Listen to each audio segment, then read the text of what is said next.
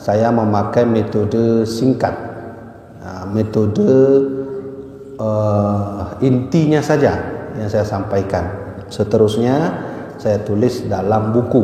Jadi ibu-ibu, abang-abang, jamaah dirahmati Allah, andai nanti ada yang bertanya, Tengku kok kita masih di muqaddimah saja atau singkat sekali pengajiannya, itu sengaja saya buat begitu. Selebihnya nanti bisa dibaca pada buku yang sudah saya buat lengkap. Jadi setiap bulan itu saya selalu bawa. Ini jilid 2, yang kemarin jilid 1. Jadi kita mengaji setiap bulan itu 10 halaman. Per 10 halaman inti saya sampaikan setiap malam seperti ini. Seterusnya lengkapnya ada di dalam buku ini. Nah, begitu. Jadi secara otomatis kita cepat mengajinya. InsyaAllah dalam 1 tahun kita sudah tamat kitab Sirrus Salikin. Ya, begitu. Jadi oleh karena itu, jamaah dirahmatillah Allah, di malam yang berbahagia ini kita mau mendengar bersama-sama. Mari kita mengaji terkait hal penting, yaitu tema kita malam ini masuk kepada fasal yang ketiga terkait tentang perbedaan ulama dunia dan ulama akhirat. Ya, kalau bahasa Imam Al-Ghazali itu bi ulama id-dunya wa ulama id-su. Ulama dunia itu sama seperti ulama jahat. Nah, jadi ada 2 ulama, ulama akhirat dan ulama dunia atau ulama su, ulama jahat. Kita nanti akan lihat perbedaan. Jangan salah sampah, jangan salah mencari atau menuntut ilmu kepada guru yang salah. Nah, gitu ya.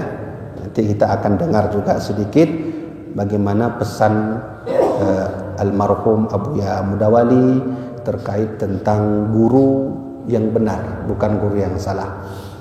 Kemudian yang kedua, insyaallah fasal yang keempat, kita masuk kepada ilmu yang wajib kita tuntut. Nah, jadi kan ilmu itu banyak ibu-ibu kan, ilmu biologi, sosiologi, oceanografi, matematika, fisika. Yang kami ingin bertanya, yang wajib dulu kami tuntut, yang bahasa lainnya, kalau sudah kami tuntut itu sudah selamat kami di dunia. Itu ilmu itu nanti akan kita pelajari. Apa saja ilmu yang wajib kita tuntut, yang hukumnya wajib, dan ilmu yang hukumnya fardu kifayah. Ya, baik ya. Baik. Sekarang kita masuk fasal yang ketiga terkait tentang bagaimana gambaran ulama dunia dan ulama akhirat.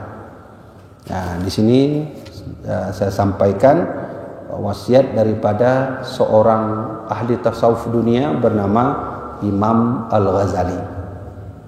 Terkait tentang perbedaan itu, Imam Ghazali pernah berkata, beliau mengatakan dalam satu matan kitab, saya baca singkat saja, qad dzakarna ma warada min fadailil muallimi fadailil ilmi wal ulama'i wa qad warada fil ulama'i su'i tashdidatin 'azimatin dallat ala annahum asyaddun nas 'adzaban yaumal qiyamah.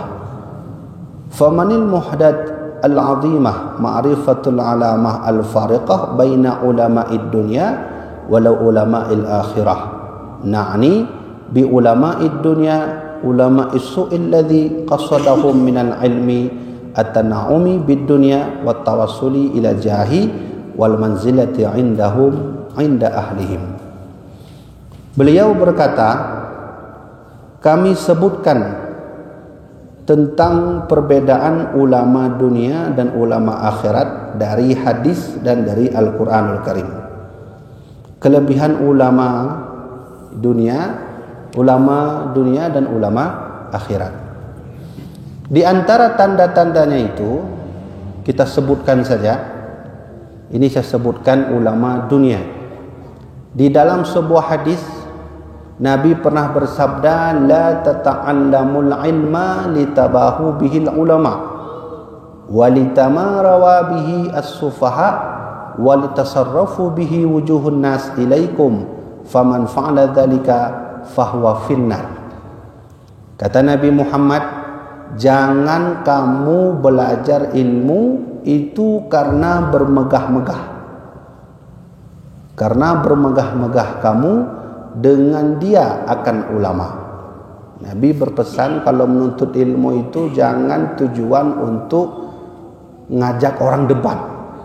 Nah, itu kalau ada ulama yang kalau udah duduk dia pakai peci, sorban, bagus sekali sorbannya, bajunya mantap. Kalau sudah duduk sama orang selalu dia ajak debat. Itu kata Rasulullah bukan ulama. Nah, ya kalau udah nuntut ilmu, udah paham dia ilmu, itu udah sok dia. Dia naiklah itu bahunya, seolah-olah dia yang paling alim. Nah, maka kata Rasulullah, la tata'allamul ilma, kalau udah begitu model ulamanya, jangan kau belajar sama dia. Nah, itu bahaya sekali kan. Nah, saya sebut sedikit kisah keberangkatan dulu almarhum Abuya kita, Abuya Muhyiddin ke Mesir. Ada satu nasihat yang selalu diingat oleh Abuya kita, Abuya Muhyiddin, ketika beliau ke Mesir. Jadi almarhum Abuya Mudawali itu dulu beliau sudah masuk masa, ya kita sebutlah beliau sudah sakit-sakitan yang akhirnya nanti beliau wafat. Almarhum Abuya meminta izin berangkat menuju ke Mesir, meminta petuah nasihat. Maka almarhum Abuya Mudawali memberi pesan. Kata beliau, kalau nanti kau bertemu dengan ulama yang tawadhu, rendah hati, enggak banyak bicara, akhlaknya ada, kau datangi ulama itu, kau minta doa. Itu. Jadi di sini kita bisa gambarkan ulama yang sebenarnya itu begitulah. Dia itu enggak menyombongkan diri, orangnya tawadhu, walau dia alim dia tak mau mengeluarkan ilmunya. Di depan-depan orang dia ajak debat orang, dia tuduh-tuduh orang. Kan ada yang begitu kan? Banyak. Ya kan? Kata Abuya Mudawali, kau minta doa kepada ulama itu. Nah, sebaliknya Abuya Mudawali mengatakan kalau bertemu ulama yang menyombongkan diri, yang selalu dia mengaku dirinya alim, kau ajak debat dia. Nah, itu. Nah, maka dari sini kita tahu ulama itu tidak semuanya Allah jamin masuk surga. Ini kadang-kadang nanti di jamaah, ini kan jamaah ibu-ibu, abang-abang semua di sini. Mana sangka di antara ini ada yang masuk surga langsung ke surga Firdaus. Ya kan begitu. Sampai masuk surga lihat Tengku Habibie kok enggak ada. Ternyata mungkin saya dalam neraka, mungkin kan gitu kan. Jadi enggak semua orang yang menuntut ilmu agama Allah itu Allah ridai ilmunya itu. Allah berkahi ilmu. Nah, kita tahu sejarah. Ibu-ibu pernah dengar sejarah Syekh Bahsisa? Ya? Pernah kan? Yang pernah alhamdulillah. Yang belum saya cerita. Coba nanti baca kitab. Ada satu kitab namanya Syarah Arba'in Nawawi yang ditulis oleh seorang ulama, Syekh Ahmad Al-Fushani. Dalam kitab itu beliau mengkisahkan satu orang ulama, muridnya banyak, ribuan orang. Ribuan orang itu kan udah banyak. Itu murid-muridnya itu cukup alim, ukuran Kalau dia baca amalan, dia bisa naik ke atas langit. Itu berkah-berkah itu. Nah, ada satu kasus yang terjadi pada Syekh Basisa. Suatu hari Syekh Basisa itu, dia lihat anak muda dalam masjid. Dia masuk. Anak muda itu siang malam di situ terus, di dalam masjid, nggak pernah keluar. Beribadah terus, berzikir, solat duha, solat tahajud, entah apa-apa solat, semua dia lakukan. Ya tentunya jamaah tak tinggal. Sampai 3 hari Syekh Basisa lihat anak muda itu enggak pindah-pindah. Lalu dia bertanya kepada anak muda, "Wahai anak muda, kenapa kau khusyuk sekali dalam masjid ini? Kau beribadah terus, berzikir terus, tak pernah pindah. Saya lihat engkau enggak pernah makan, minum pun enggak. Kok bisa ke khusyuk itu kamu mengerjakan ibadah?" Nah, ini penting. Kisah yang beliau alami ini yang membuat nanti beliau masuk neraka. Wah, kok bisa Tengku? Nah, kita cerita. Anak muda itu bercerita, "Wahai guru, saya pelaku dosa besar. Apapun dosa saya lakukan. Tapi di suatu hari saya bertaubat. Saya bertaubat kepada Allah, saya menangis. Dengan tangisan itu membuat saya tak selera makan, semuanya tak selera. Akhirnya saya masuk masjid, saya solat, saya berzikir, nggak pindah-pindah." Jadi Syekh Basisa bertanya, "Bagaimana cara agar saya ini bisa sekhusyuk kamu, yang kamu beribadah terus-terusan tak pernah pindah dari masjid?" Gitu. Coba bagaimana jawabannya? Yang ada lain Syekh, kecuali buat dosa dulu gitu. Kata anak muda tadi. Kecuali buat dosa dulu. Oh, nggak bisa saya kalau buat dosa. Saya nggak ada jawaban lagi guru. Yang saya tahu karena dosa itulah yang membuat saya terus beribadah kepada Allah. Jadi guru ini ibu-ibu dia pulang, Syekh Basisa, dia pikir 2 kali. Karena beliau ingin sekali khusyuk seperti anak muda tadi. 3 hari 3 malam nggak pindah-pindah dari masjid. Maka datanglah Syekh itu, esoknya dia tanya lagi, "Kira-kira dosa apa yang saya perbuat agar saya bertaubat dan dapat khusyuk seperti kamu itu?" Kata anak muda tadi, "Dulu saya pernah minum arak." "Oh, nggak bisa, saya nggak bisa minum arak. Minum arak itu dosa besar." "Apalagi Syekh? Apalagi kira-kira?" "Dulu saya pernah berzina." "Wah, itu lebih parah lagi. Mohon maaf, saya tak bisa." Ya udahlah, Syekh buat dosa kecil saja. Minum aja sedikit arak, sedikit aja, nggak usah banyak, nanti taubat. Jadi Syekh Basisa dia pikir 2 kali. Iya juga itu, minum sedikit aja kan nggak apa kan.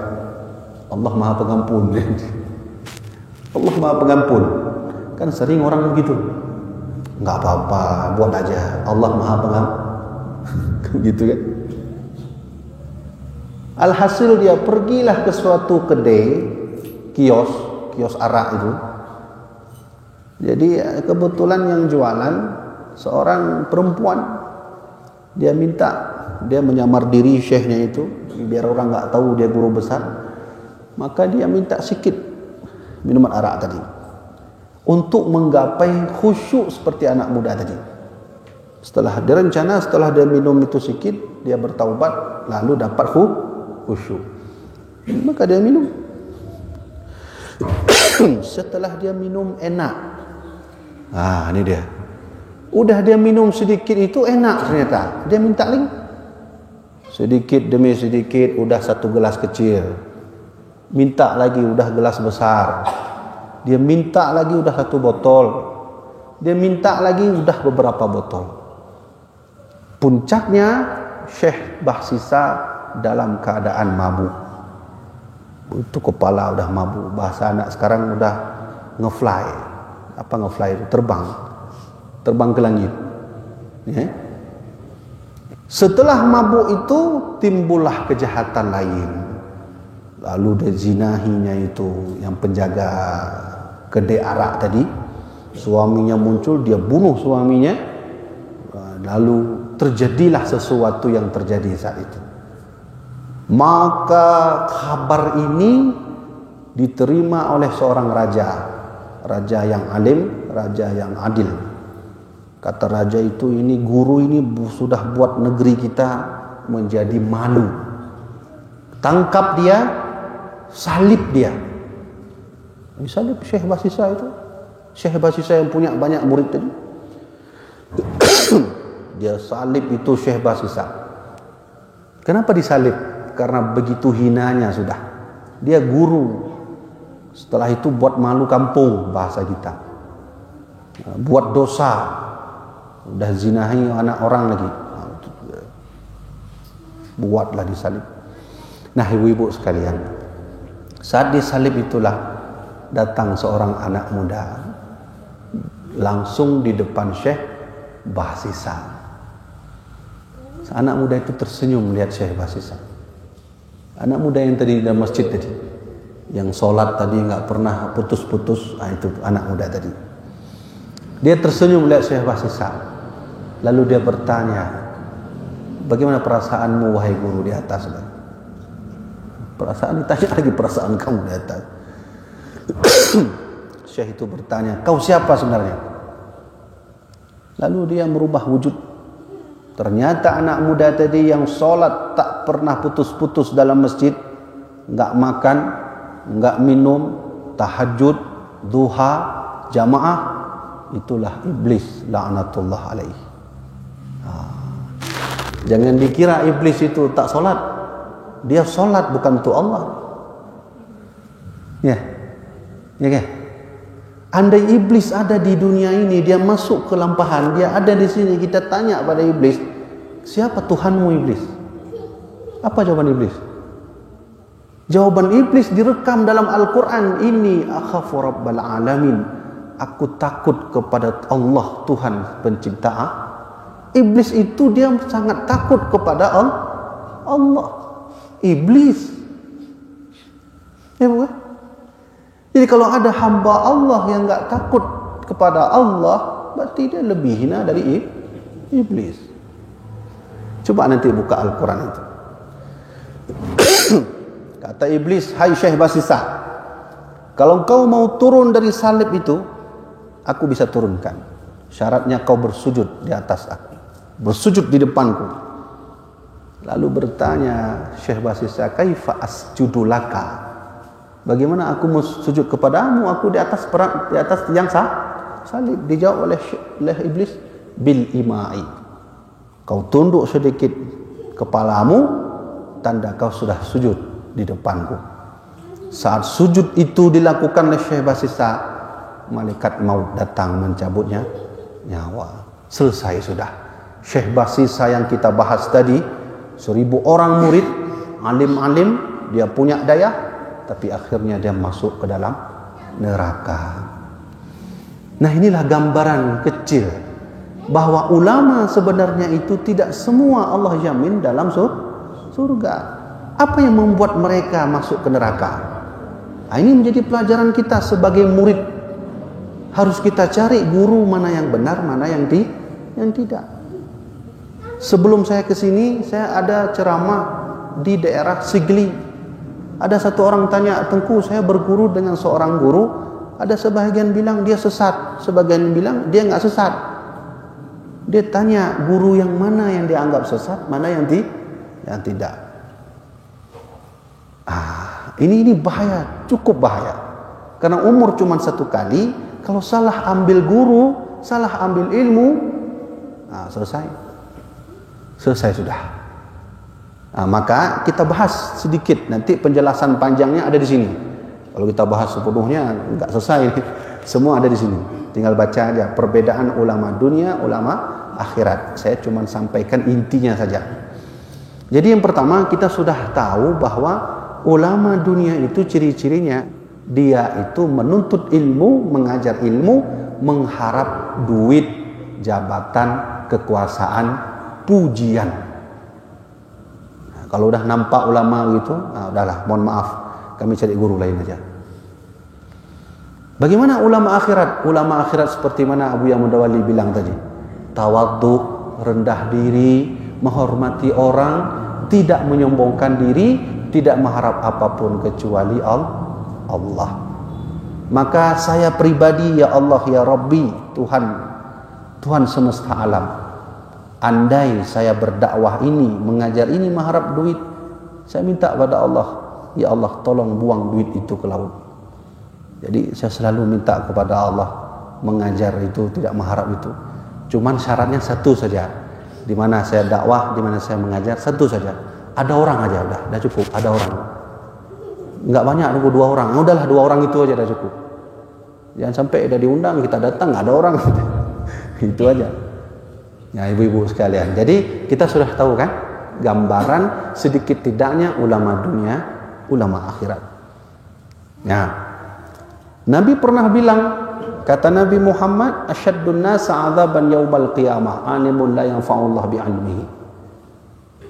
Di akhirat nanti, kelompok manusia yang paling berat Allah azab, yang paling pedih, kata Nabi, adalah seorang ulama yang diberi ilmu oleh Allah, yang dititipkan ilmu oleh Allah, tapi ilmu itu tidak memberi manfaat pada dirinya. Maksudnya apa? Dia mengaji, dia hafal Quran, dia hafal hadis, tapi untuk menyombongkan diri. Itu. Dia ngaji, dia hafal silsilah sanad hadis, tapi dia tujuannya untuk cari duit, cari uang. Nah, inilah nanti kelompok-kelompok ini disebut dengan ulama su' atau ulama jahat. Nah, dalam hadis yang lain Nabi pernah menyebutkan agama ini rusak. Agama Islam ini itu akan mudah dirusak oleh 3 kelompok. Pertama, kata Nabi, imamun jairun, pemimpin yang enggak pernah peduli terhadap agama. Ya kan? Yang kedua, faqihun fajir, seorang ahli fikih yang jahat, cari duit. Orang datang, tengku, tolong buat hukum ini. Hukum apa? Hukum boleh terima duit caleg. Dia bilang boleh, nggak apa-apa, nanti bagi 2 dia. Kalau udah begitu, itu kata Nabi, faqihun fajir, ulama nggak tahu diri. Ini yang membuat rusak agama, kata Rasulullah. Afatuddin, rusak agama ini kalau model orang begitu. Di Indonesia kan banyak kasusnya kan. Coba lihat kasus Menteri Agama, saya tak sebut, nanti cari aja namanya. Korupsi uang cetak Quran. Quran dicetak, dikorupsi sama dia. Uang haji lagi. Siapa namanya dengku nggak tahu, coba cari Google aja. Nah, ini kan bahaya. Ya. Nah, baru Nabi sebut yang terakhir, mujtahidun jahilun, seorang ulama yang pandai hukum tapi bodoh. Seenaknya aja dia hukum-hukum orang, bid'ah, kafir, syirik, kurafat, bid'ah, kafir, syirik, kurafat, kamu neraka, kamu neraka, kamu neraka. Ada nggak orang gitu? Ada nggak kelompok gitu? Ada. Sikit-sikit yang main hukum aja, kamu neraka, kamu neraka, kamu neraka. Rasulullah nggak pernah seperti itu. Nabi orangnya santun. Kalau menghadapi musuh atau orang yang tidak Nabi suka, Nabi merangkul, kan gitu. Andai kita terjadi khilafiyah nih, misalnya perbedaan pendapat, warga lampahan dengan saya, maka perintah Nabi duduk, diskusi, saling menghormati, buat kesepakatan. Nah, itu kan itu ajaran Nabi begitu. Enggak model-model datang, kamu buat maulid, bid'ah, kafir, dalam neraka deh. Gimana itu? Ya. Ini terjadi. Maka saya selalu teringat dengan pesan Nabi, kata Rasulullah dalam Sahih Bukhari itu, hadis sahih, Nabi menyebutkan yakhruju fi akhir zaman, nanti di akhir zaman itu akan keluar satu kelompok, kata Nabi. Ini hadis sahih. Kelompok itu, kata Nabi, ciri-cirinya ahdatsul asnan, dia masih muda, belum tua, masih muda-muda. Sufaha'il ahlam, tapi pikiran mereka bodoh. Ya, bagaimana gambarannya itu? Ngajinya 4 tahun, udah keluar dari itu baru dia fatwa-fatwa orang. Bodoh kata Nabi. Apalagi ciri-ciri orang itu? Kata Nabi, yaqra'unal Qur'an. Nah ini dia nih. Mereka membaca Al-Qur'an, menghafal Al-Qur'an. Di ujungnya Nabi menyebut la yujawizu hanajirahum. Walau mereka menghafal Quran, walau mereka berlomba-lomba baca Quran, tapi Quran hanya sampai ke tenggorokan saja, tidak sampai ke hati. Ini Nabi sebut dalam hadis sahih. Tentu kalau sudah Nabi sebut, sudah pasti ada orangnya kan? Dah. Maka Nabi menyebut itu kelompok itu, kata Nabi, yang murakuddin kama yamurqus sahmu minar ramiyah, kata Nabi. Kelompok itu kalau dia beragama, cara beragama sama seperti anak panah. Anak panah itu kan kalau kita tarik panahnya, lalu kita lepas, ya kan? Begitulah cara orang kelompok-kelompok itu beragama. Dia pegang erat-erat agamanya, tapi sesungguhnya agama itu tak lagi dalam hati, mudah terlepas seperti busur. Nah ini yang terjadi di Aceh. Oleh karenanya ibu-ibu, ayah-ayah yang saya hormati, Iskandar Muda itu kan sultan adil, orang alim, kita sering sebut namanya kan, tapi kurang tahu sejarahnya. Ibu-ibu, Iskandar Muda itu bukan raja, dia itu ulama yang akhirnya dinobatkan sebagai raja. Jangan dipelintir oleh Belanda. Nah, sekarang Belanda sebut Iskandar Muda raja, keulamaannya ditutup. Saya mau bilang, Iskandar Muda dalam aturan beliau waktu memimpin Aceh ini, karena beliaulah waktu itu kerajaan Aceh termasuk negeri Islam terkuat nomor 5 di dunia, ibu-ibu sekalian, Masya Allah. Bangga kita orang Aceh. Kenapa? Ini di tanah tempat kita lahir dan tempat akan kita wafat nanti. Ini tanah yang pernah dulu diakui sebagai negara Islam terkuat di dunia nomor 5. Siapa yang memimpin itu? Siapa yang membuat itu? Seorang anak kecil umur 14 tahun, alim ilmunya, gagah orangnya. Siapa? Iskandar Muda. Nah, dalam aturan negara, dalam aturan kerajaan, beliau tulis, saya baca tulisan beliau itu.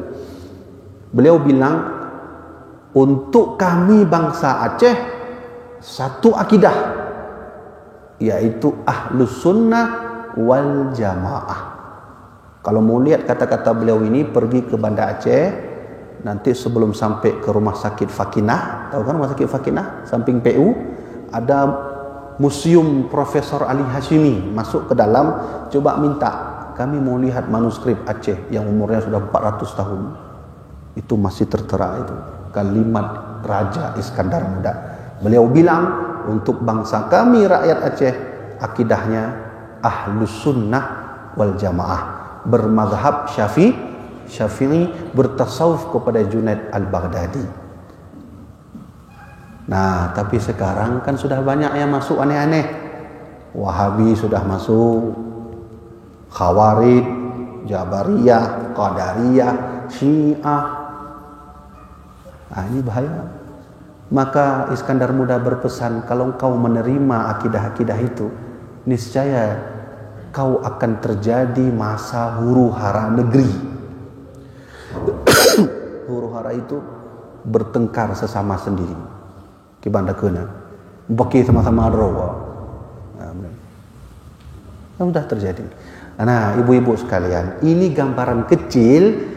Ternyata ulama-ulama yang memunculkan diri sebagai ulama, hakikatnya dia mencari duit, pamor, dan mencari kekuasaan. Ilmunya sedikit. Nah, baik. Ulama akhirat bagaimana lagi contohnya? Banyak sekali, nanti tinggal baca di sini. Tapi yang jelas ulama akhirat itu selain yang sudah saya sampaikan tadi, ulama akhirat itu tetap dia berjuang karena Allah. Dia tak harap apapun. Nah, maka ibu-ibu bergurulah kepada guru yang kita punya, guru yang silsilah sanadnya sampai kepada almarhum Abu Ya Syekh Mudawali Al-Khalidi begitu.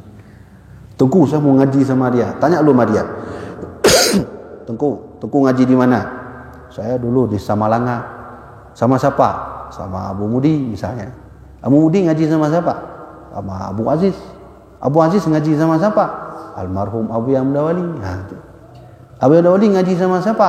Ngaji kepada Sayyid Ali Al-Maliki di Makkah Al-Mukarramah. Sayyid Ali Al-Maliki sama siapa? Sama Mufti Makkah Syekh Dimyati, pengarang kitab I'anatul Talibin. Terus Syekh Dimyati ngaji sama siapa? Kepada Syekh Zaini Dahlan. Terus Syekh Zaini Dahlan ngaji sama siapa? Terus sampai ke Ibnu Abbas. Ibnu Abbas ambil ilmu kepada Rasulullah. Jadi sanadnya sampai. Begitulah cara berguru. Okay? Jangan cari guru nanti kamu ngaji sama siapa? Sama guru ini, guru itu. Enggak tahu saya Tengku, penting saya ngaji dah. Itu bahaya itu. Ya kan? Maka sahabat memberi pesan untuk kita semua, kata salah seorang sahabat, ya, menuntut ilmu itu harus ada sanad. Harus ada sanad. Sanad itu silsilah. Kayak tadi saya sebut, kamu ngaji sama siapa? Sama ini itu sanad namanya. Laulal isnadu laqala man qala ma syaa ma qala. Kalau tak ada sanad, sungguh orang enak aja dia bilang ini ilmu saya, itu ilmu saya. Itu bahaya. Hati-hati. Jadi begitu ya. Karena kita di Aceh semua sumber ilmu itu berasal dari almarhum Abu Ya Syekh Mudawali Al-Khalidi. Abu Panten ngaji di Mudi, sana juga kan? Kemudian Abu Luangin ngaji kepada Abu Ya Mudawali. Abu Kemala di Medan ngaji kepada Abu Ya Mudawali. Abu Aziz Samalanga ngaji kepada Abu Ya Mudawali. Abu Ya Musa Jailani yang di Gaya Luwes masih hidup beliau itu.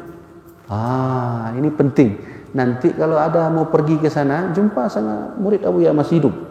Umurnya dah hampir 90 tahun, lebih dah. Namanya Abu Musa Jailani. Murid Abu Ya Mudawali ada dua. Abu Jailani Musa, Abu Musa Jailani. Jangan salah tanya nanti. Sampai Gaya Luwes tanya, ada enggak Abu Ya Jailani Musa? Abu Jailani Musa itu di Aceh Selatan tinggal. Yang di Gaya Luwes Abu Musa Jailani. Jumpa minta berkah. Begitu ya. Inilah gambaran singkatnya tentang ulama dunia dan ulama akhirat. Jadi kita sudah tahu kan, Nabi sudah sebutkan di akhir zaman nanti banyak sekali orang mengatasnamakan agama, tapi hakikatnya ilmunya tidak ada. Ya, gitu Ibu. Ya, baik ya. Nanti selebihnya bisa baca di sini. Ya. Baik, fasal ketiga selesai. Singkat saja. Kemudian fasal yang keempat. Fasal yang keempat terkait tentang fi bayanil ulumil lati talabuha fardhu ain. Ilmu yang wajib kita tuntut. Seperti saya katakan, ilmu itu banyak, sosiologi, matematika, fisika, biologi, oceanografi, apalagi ilmu cari duit itu apa namanya? Apa itu? Ilmu cari duit. Apa? Gitu. Itu kan banyak ilmunya. Tengku, saya ingin tanya Tengku. Agar kami hidup di dunia ini sudah memada, arti memada, sudah dianggap Allah kami sudah selesai menuntut ilmu. Gimana caranya dan ilmu apa yang harus kami pelajari? Karena ilmu ada dua. Ilmu yang wajib kita tuntut, ilmu yang tidak wajib kita tuntut. Nah, kita bahas sekarang ilmu apa yang wajib kita tuntut. Dijelaskan oleh Imam Ghazali dalam fasal yang keempat. Yang wajib kita tuntut 3. Ini wajib. Kalau sudah sebut wajib berarti kalau nggak menuntut dosa. Siapa bilang dosa? Banyak sekali. Pengarang kitab Durrus Hamin, pengarang kitab Durrun Nafis, pengarang kitab Kifayatul Awam, pengarang kitab Syarah Kifayatul Awam, pengarang kitab Sirrus Salikin, pengarang kitab Hudhudi. Banyak sekali, termasuk Abu Ya Mudawali, termasuk Syekh Abdurrauf As-Singkili. Hampir semua sepakat. Ini ilmu yang 3 ini wajib dituntut. Apa saja? pertama ilmu tauhid. Nah, ini kita harus belajar juga, jangan sampai salah. Ada juga yang salah mengajarkan tauhid. Nanti kita bahas. Yang kedua, ilmu fikih, ilmu tasawuf. Baik, kita bahas singkat saja. Apa itu ilmu tauhid? Ilmu yang mengajari kita mengenal Allah. Bagaimana cara mengenal? Dulu waktu kecil-kecil dah belajar wujud, qidam, baqa, mukhalafatul lil hawadis, qiyamuhu bi nafsihi, kan? Ibu kan? Dulu waktu kita kecil-kecil. Nah itu. Tapi ada yang mengajari tauhid salah sistemnya. Saya sebut contoh. Ada kitab saya baca, kitab karya siapa itu? Ulama Wahabi itu. Tapi ini kitabnya Imam Ibnu Taimiyah, disyarah lagi oleh dia. Di syarah itu dijelaskan panjang. Nama kitabnya Kitabut Tauhid. Di HP saya ada itu. Jadi di situ tertulis, jelas tertulis, innallaha lahu wajhun wa lahu yadun wa lahu rijlun wa lahu ainun. Apa artinya itu? Sesungguhnya Allah itu punya wajah, punya kaki, punya tangan, punya mata. Na'udzubillah minal. Udah kayak manusia udah Allah itu. Nah, hati-hati belajar tauhid. Hati-hati. Ada kelompok di Aceh ini yang mengajari tauhid, menyamakan Allah dengan makhluk. Tengku, untuk apa kami belajar tauhid? Pertama, untuk mengenal Allah. Yang kedua, untuk menepis pemikiran-pemikiran orang yang salah. Saya pernah ditanya sama orang begini, Tengku, coba Tengku jelaskan sedikit itu ayat Ar-Rahmanu 'alal arsy istawa. Allah itu bersemayam di atas aras. Ya. Sebahagian kelompok di Aceh, termasuk Wahabi, meyakini bahwa Allah itu bersemayam maknanya duduk di atas aras. Sama seperti saya punya kursi, saya duduk atas kursi. Itu salah atau tidak? Salah itu. Logika aja dah salah. Allah itu sebesar apa? Kursi sebesar apa? Aras. Kan nggak mungkin aras itu kecil, Allah duduk di atas itu. Itu logika kan begitu. Oke, kalau begitu kami ingin tanya, ini orang tanya, apa maknanya dalam Al-Quran Allah itu bersemayam di atas? Ada apa tulis? Nah, bawa sini biar saya tulis, biar enak kita ngaji sikit tauhid. Ini penting ngaji tauhid. Salah berakidah, salah bertauhid, rusak sudah. Coba perhatikan baik-baik ya. Ya, nyokunya penting dan nyobut bak dayah. Ya, nak ujuk bak dayah habis. Oh, hananya nah. Nah.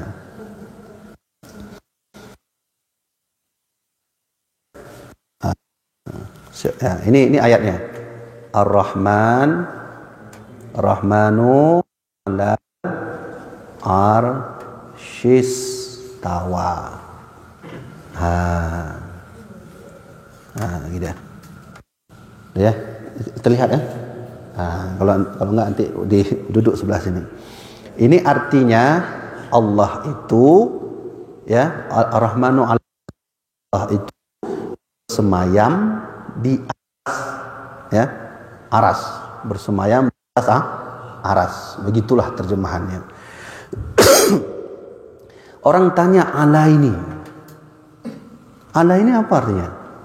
Di atas, kamu gitu kan? Jadi kalau kita tanya sama orang itu, kamu mana dalilnya Allah duduk di atas aras? Ini dalilnya Tengku jelas, ala itu artinya di atas. Berarti aras di bawah, Allah di atas. Ini kalau kita nggak faham lebih dalam bisa sesat. Kenapa? Karena Allah itu tidak berjihad. Jihad itu bukan jihad ini jihad ini. Jihadun, bukan jihadun. Jihadun itu berperang. Jihadun itu artinya arah. Allah itu tidak di atas, tidak di bawah, tidak di kanan, tidak di kiri, tidak di depan, tidak di belakang. Terus tunggu kok kita kalau berdoa ke atas, itu nanti saya jawab. Kita bahas di atas dulu. Ya kan? Dan ini kasusnya banyak. Ada orang kafir datang mau tanya sama kita. Dia tanya sama kita, kamu Tuhan kamu Allah itu di mana? Di atas. Dia tanya lagi, di bawah siapa? Ya, udah habis. Kalau Allah di atas, di bawah siapa? Ya weh. Andai orang tanya, ini orang kafir tanya sama kita, kamu udah lama Islam? Oh, dari kecil sering sholat. Iya. Ngaji ada? Ada. Saya mau tanya, Allah itu di mana? Apa jawab kita? Ada yang jawab sebagian umat muslim di atas. Oke. Dia tanya, kalau Allah di atas, di bawah siapa? Allah juga. Oh, kalau Allah juga berarti Allah udah udah habis ini. Nah, ini aja udah gak pandai jawab kita kan. Ini penting ngaji tauhid. Ada sebagian orang menjawab, mana Tuhan kamu? Allah. Allah itu tak di atas, tak di bawah. Allah ada di mana-mana. Wah, banyak sekali Allah berarti ini. Dijawab sama mereka. Ya kan? Nah, ini coba lihat di atas. Ini di atas. Ternyata makna di atas ini bukan berarti Allah itu menempel dengan makhluk. Kan ayatnya begini, Allah itu bersemayam di atas aras, kan gitu. Kita kalau mikir, oh berarti di atas aras, ini Allah. Bukan begitu. Allah tetap di atas aras, tapi bukan duduk menempel gini. Coba saya sebut, ini sama nggak kalimatnya? Ini kan air mineral.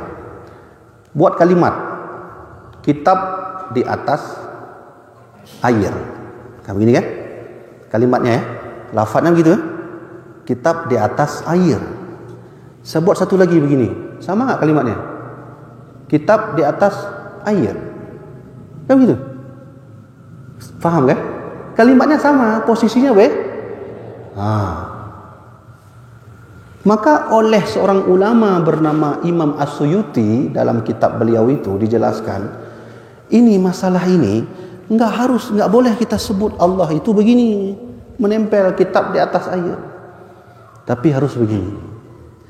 Nah, maka dalam kitab Al-Itqan fi Ulumil Quran di atasnya, nyok balik lo mbak urung dayah yang ngaji-ngaji di dayah. Ini Allah ini kan makna, kan ada ilmu namanya ilmu ma'ani, yang ngaji-ngaji hidayah kan, ilmu ma'ani. Ala ini ada dua. Ada namanya ala isti'ala hakiki, ada namanya ala isti'ala majazi. Kalau ala isti'ala hakiki, begini, ini hakiki namanya. Kalau ala isti'ala majazi begini. Maka ala di sini bukan yang isti'ala hakiki. Sudah kan? Saya nggak tahu nih jamaah faham atau enggak, tapi yang jelas sudah saya jelaskan pentingnya ngaji tauhid. Sudah ya? Ini dulu, nanti kita ada sesi tanya jawab. Apa pentingnya lagi ngaji tauhid? Sekarang banyak kita diserang oleh ateis. Orang-orang ateis yang tak bertuhan. Sama seperti tadi dia tanya, kamu orang Islam, saya mau tanya, Allah kamu itu di mana? Ya, coba ini ya, andai ada orang datang kepada kita, dia tanya Allah itu di mana? Kita jawab seperti tadi, di atas. Dia jawab, dia tanya di bawah siapa? Udah nggak bisa jawab. Ada yang juga nanti menjawab Allah di mana-mana. Dia jawab Allah itu berarti banyak. Tuhan kalian banyak. Saya buat logika sedikit. Analoginya. Ini dijawab. Kami aja ibu-ibu nunggu. Ya udah ayah juga ada. Dijawab semua jamaah ya. Ada pertanyaan datang dari seorang mahasiswa kepada saya. Gini pertanyaannya. Bisakah Allah Menciptakan yang besar, ya, yang besar, tapi dia tidak bisa mengangkatnya. Ya. Mengangkatnya. Mungkin ibu-ibu nggak nampak. Saya ulangi lagi. Bisa tidak Allah menciptakan yang besar, tapi Allah tidak bisa mengangkatnya? Kita dihadapkan oleh pertanyaan, bisa atau tidak? Nah, gimana tuh? Ini serangan ateis untuk menghancurkan akidah orang Islam. Nah, ini sudah masuk ke kuliah-kuliah. Maka anak-anak ibu, kalau bagus itu ke dayah dulu. Kalau dah dayah baru masuk kuliah. Coba jawab tuh. Bisa nggak Allah menciptakan yang besar, tapi yang besar itu Allah tak bisa mengangkatnya? Baik, oke. Ibu-ibu jawab bisa. Ya, ini jawabannya. Oke. Kalau pertanyaannya bisa nggak Allah menciptakan yang besar, Allah sendiri tak bisa mengangkatnya? Jawabannya bisa. Kalau begitu Allah menciptakan yang besar, ada yang tak bisa Allah mengangkatnya? Kalau jawabannya bisa, ya. Bisa Tengku, Allah menciptakan yang besar tapi Allah tak bisa mengangkatnya. Ya gitu. Itu logikanya. Coba jawabannya tidak. Kalau kita jawab tidak, sungguh Allah maha lemah, tak bisa menciptakan yang Saya ingin katakan, kalau jawab bisa salah, jawab tidak pun salah. Ini tak ada jawaban di sini. Terus jawabannya di mana Tengku? Kalau bisa nggak ada, tidak pun tak ada. Nyan kamramah banjaranya. Kahana jawaban. Ya kan? Ya. Inilah wajibnya kita menuntut ilmu tauhid. Nah, jadi musuh kita hari ini orang Islam bukan lagi musuh yang terlihat di depan, tapi dia pakai ideologi yang disebut oleh ulama-ulama hari ini ghazwatul fikri, perang pemikiran.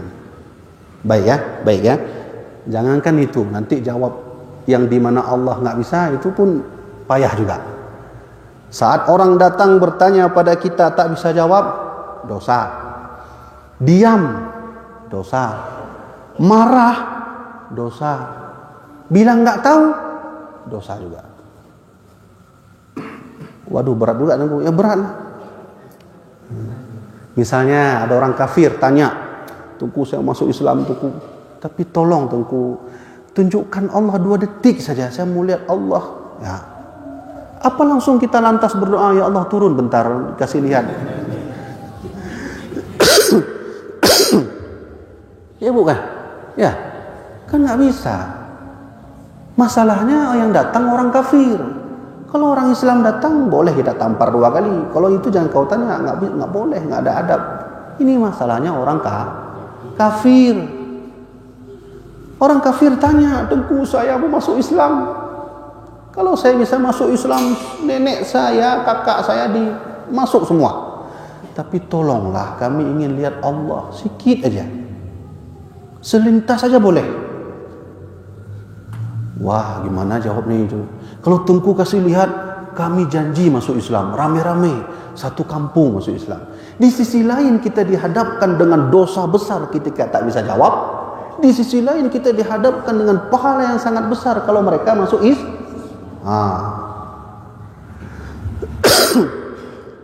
Gimana jawabnya itu?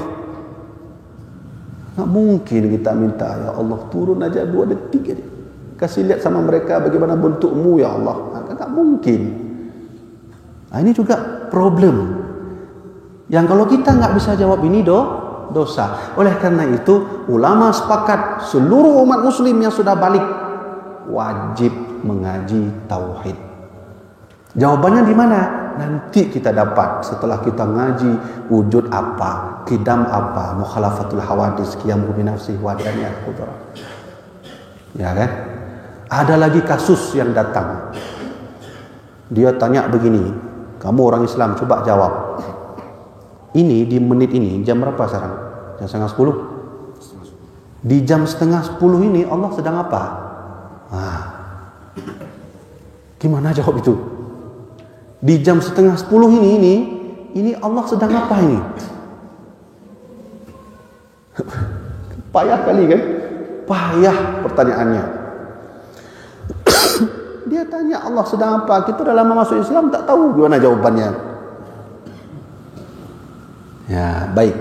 Tengku jawablah. Saya nggak mau jawab itu. Nanti kita jawab panjang nanti. Ya, kita ngaji sikit-sikit. Nah, ibu-ibu, kalau ingin lebih rinci, ingin mengenal Allah lebih dalam lewat akal kita sendiri, saya sudah buat bukunya. Tulisan saya sendiri. Namanya Risalah Tauhid Al-Waliyah. Ya, melihat Allah, membuktikan keberadaan Allah dengan akal. Nah, itu udah saya buat itu. Gimana caranya menghitung matematika bisa mengenal Allah. Baik ya, singkat saja. Nanti kalau mau baca itu bisa di dalam buku yang sudah saya buat. Nah, ibu-ibu sekalian, inilah penting belajar tauhid. Sekarang fikih. Fikih untuk apa saya belajar Tengku? Fikih itu mengatur tentang ibadah. Ini sah, itu enggak sah. Coba, apa bisa kita jamin hari ini? Saya sendiri. Saya nggak bisa jamin nih. Sholat yang kita lakukan itu apa sudah diterima oleh Allah? Ayo, siapa yang bisa jamin itu? Sholat yang setiap hari subuh kita bangun, zuhur, asar, apa kira-kira sholat itu sudah Allah terima? Siapa yang bisa jamin? Nggak ada kan? Nggak ada. Tapi ada orang sholat. Nah, inilah penting belajar fikih. Orang sholat, Allahu Akbar. Itu hukumnya gimana? Nih ya, Allahu Akbar. Itu sah atau tidak? Ada orang sholat, Allahu Akbar. Dia sendiri sholat, diam aja dia. Diam dari mulai sholat sampai akhir dia diam. Setelah salam saya tanya, bang kenapa diam aja bang? Nggak apa-apa, saya baca dalam hati. Sah nggak sholat tuh? Nggak juga. Kasus terjadi ketika ada orang yang sholat, Allahu Akbar, dia lihat ada seseorang makmum pakai baju tulisan di belakang. Apa urusan lo? Katanya di situ tulisannya. Ya, udah. Itu bagaimana status sholatnya? Ada orang sholat pakai mazhab lain, ilmunya tak ada. Dari rumah dia niat, usolli fardhu dhuhri 4 rakaatin mustaqbil qiblati adaan ma'muman lillahi ta'ala. Dari rumah. Sudah. Emang boleh Tengku? Boleh. Itu ada mazhabnya. Boleh. Tapi masalahnya dia nggak mau belajar bagaimana ilmu mazhab itu sehingga hukum itu terjadi. Maksudnya apa? Di tengah jalan dia jumpa orang, jumpa teman SD-nya, udah lama nggak jumpa. Gimana? Padahal tadi udah usolli fardhu dhuhri di rumah. Udah ngobrol-ngobrol dia. Gimana? Istri udah berapa? Udah. Ya. Anak udah berapa? Di rumah sudah usolli fardhu, di tengah jalan ngobrol sama orang. Masuk sini, Allahu Akbar. Pertanyaannya, itu sah atau tidak? Nah, inilah yang membuat ulama, Syekh Imam Ibnu Ruslan berkata, wal amalu bila ilmin mardudatun lam tuqbal. Kalau ada orang beramal, ilmunya tak ada, amalnya selesai sudah. Menghadap Allah Subhanahu wa taala di yaumul qiyamah. Kata Allah, kau tidak kuterima semua solatmu. Kok bisa gitu ya Allah? Karena kamu nggak mau belajar. Nah, udah habis. Dayah di samping rumah, kata Allah. Ngaji nggak mau. Ya, solat ya udah gitu-gitu aja. Inilah yang membuat nanti banyak hamba Allah di yaumul qiyamah amalannya ditolak, hajinya ditolak, umrahnya ditolak, puasanya ditolak. sholatnya ditolak, zakatnya ditolak sebab nggak ada ilmu. Nih termasuk zakat juga. Banyak sekali kejadian zakat fitrah pakai duit. Di sini ada? Hah? Nggak ada. Itu di Banda Aceh ada itu. Zakat fitrah pakai duit. Sudah. Itu boleh nggak? Boleh. Mazhab siapa itu? Mazhab Hanafi. Kata Imam Hanafi boleh keluar zakat fitrah dengan duit. Kita kan pakai beras, ini pakai duit. Dia datang ke ambil zakat, Pak, saya malas beli beras lah, ambil duit aja lah. Nah gitu misalnya kan. Pertanyaannya boleh atau tidak? Boleh. Tapi hari ini banyak orang mengambil pendapat itu, ilmunya tak ada. Ini, sekarang harga beras berapa? Kalau ingin keluarkan zakat dengan beras, berapa duitnya? Ada 40.000. 50.000 tak bilang. Bu, gini Bu. Biasanya kan kita zakat fitrah pakai beras. Nah, ini Pak Amil, ini beras kami zakat fitrah bulan puasa ini. Kan gitu. Ada orang datang, Pak, saya malas beli beras lah. Duit aja lah kasih. Nah, harga berasnya berapa hari ini? 50.000 Pak. Ya udahlah 50.000 ambil. Dia mau ngambil mazhab Hanafi, caranya salah. Kok salah Tengku? Karena menurut mazhab Hanafi boleh bayar pakai duit zakat fitrah, tapi tak ada ketentuan beras. Imam Hanafi nggak pakai beras zakatnya, zakat fitrahnya. Kita mau pakai beras, itu udah salah. Mazhab siapa itu? Faham kan? Imam Hanafi itu katanya boleh keluarkan zakat fitrah dengan duit, tapi bukan panutannya beras. Apa aja panutan? Kurma, anggur, kan gitu. Gandum. Ini dia. Memang sanggup kita mau pakai duit kurma. Sekarang kurma 1 kilo berapa? Satu sak itu berapa? 2,5 kilo. Nah, dan begitulah seterusnya. Itu panjang nanti itu bab zakat. Yang ingin saya katakan, perlu kita ngaji fikih untuk memperbaiki ibadah. Ya. Orang boleh nggak sholat begini nih? Allahu Akbar. Gitu dia sholat. Pernah lihat orang sholat gitu? Allahu Akbar. Nah, gitu. Ini kayak gini, dia goyang gini. Hah? Gitu. Ada yang tahiyat. Asyhadu an la ilaha illallah wa asyhadu anna Muhammadar Rasulullah. Goyang terus ya sampai akhir. Goyang terus ya, sampai akhir. Yang saya temukan yang ada asyhadu an la ilaha illallah wa anna Muhammadar Rasulullah. Itu yang ada. Yang goyang-goyang gini sampai terakhir belum dapat lagi. Nah, ini kan gini Ibu-ibu kan?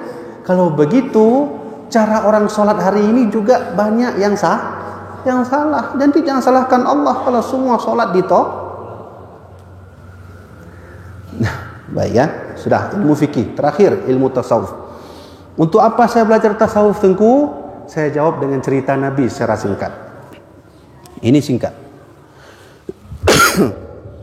Dulu itu ada sahabat Nabi Mu'az bin Jabal. Singkat cerita, dia ingin temu dengan Rasulullah di tengah malam itu. Dia datang ke rumah. Assalamualaikum. Waalaikumsalam. Dijawab istri Rasulullah. Di balik tirai pintu itu tanya, Nabi ada di rumah? Nggak ada. Nabi sedang keluar. Maka Mu'az bin Jabal pulang. Di pertengahan jalan bertemu dengan Rasulullah. Nabi sedang naik unta. Tengah malam itu. Mu'az, mau kemana? Aku mau bertemu denganmu ya Rasulullah. Entah kenapa malam ini hatiku gundah. Aku ingin dengar sedikit nasihatmu ya Rasulullah. Oh, pas sekali Mu'az. Kebetulan aku sedang naik unta. Biar aku kendarai unta, engkau Mu'az naik ke belakang. Aku mau cerita sesuatu yang penting ya. Maka naik ke belakang. Nah, barulah Nabi cerita. Ada kalimat yang saya hafal. In hafidta, kalau engkau menjaga cerita ini, In lam taqta hujjatuka indallah subhanahu wa ta'ala. Kalau kau menjaga cerita ini, sungguh kau nanti punya hujjah bertemu dengan Allah. Tapi kau kalau enggak mau menjaga cerita ini Muaz, sungguh kau tidak bisa mengeluarkan hujjah di depan Allah. Hujjah itu alasan. Maksudnya apa? Enggak selamat di dunia. Baik, ya Rasulullah, kau ceritakanlah, aku dengar dan aku amalkan. Nabi mulai cerita. Inna khalaqas samawati wal ard.